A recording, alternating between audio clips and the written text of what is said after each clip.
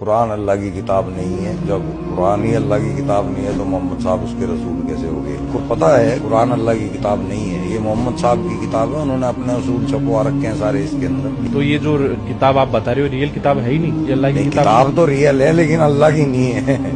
تو اللہ کی کتاب کہاں گئی؟ اللہ کی کوئی کتاب ہے ہی نہیں. اللہ میاں کا رائٹر ہے, وہ کتاب بھی لکھ رہا ہے بیٹھ کے.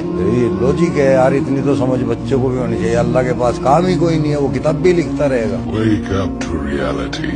سچ میں اس کو بہت برا بول سکتا ہوں, لیکن مجھے برا بولنے سے وہی قرآن روکتا ہے جس کے بارے میں برائی کر رہا ہے. وہ قرآن مجھے سکھاتا ہے کہ اگر تمہیں کوئی برا کہے تب بھی تمہیں اس کو برا نہیں کہنا ہے. اب میرا جواب سنیے آپ دھیان سے, اور یہ جواب صرف اس انسان کے لیے نہیں بلکہ جس انسان کے دماغ میں بھی یہ ڈاؤٹ آتا ہے کہ کیا قرآن اللہ کی کتاب ہے یا نہیں, ان سب کے لیے جواب ہے. آپ بس ایک منٹ کے لیے خالی دماغ ہو کر سوچئے کہ اس دنیا میں جہاں 10-20 نہیں بلکہ کروڑوں کتابیں ہیں, اور اس زمانے میں جہاں ایک فیلڈ کے نہیں بلکہ ہر فیلڈ کے ایکسپرٹ موجود ہیں اور ہر چیز میں ڈاؤٹ نکالے جاتے ہیں اور ہر چیز کے ڈاؤٹ پر ریسرچ ہوتی ہے, اس زمانے میں مجھے ایک کتاب دکھاؤ جس کتاب کی 100-200 سال عمر ہوئی ہو, 40-50 سال بھی نہیں گزرتے کہ اس کتاب میں ڈاؤٹ نکلنا شروع ہو جاتے ہیں, اس کتاب میں غلطیاں نکلنی شروع ہو جاتی ہیں. جلدی اس کتاب پر کوسچن مارک لگ جاتا ہے کہ اس کتاب کے لکھنے والے نے اس کتاب میں یہاں پر غلطی کی ہے, کہ اس میں دعویٰ صحیح نہیں کیا گیا ہے, اس میں بات صحیح نہیں کہی گئی. آپ دنیا کی کتابوں کو پڑھ کے دیکھیے اور پھر اس کتاب کو پڑھیے, آپ کو پتا چل جائے گا کہ قرآن کتنا سائنٹیفک ہے. آپ کو اس کا ایک حرف بتا دے گا کہ قرآن آج بھی سچائی کے اوپر کھڑی ہے. اور آپ تھوڑی دیر کے لیے بھولیے کہ یہ خدا کی کتاب ہے. آپ سوچیں کہ 14 سینچری پہلے عرب کے صحرا میں ایک انسان کی لکھی ہوئی کتاب ہے. عرب کے ایک انسان کی لکھی ہوئی کتاب مان کر پڑھ کے دیکھیے کہ دنیا کی پچھلی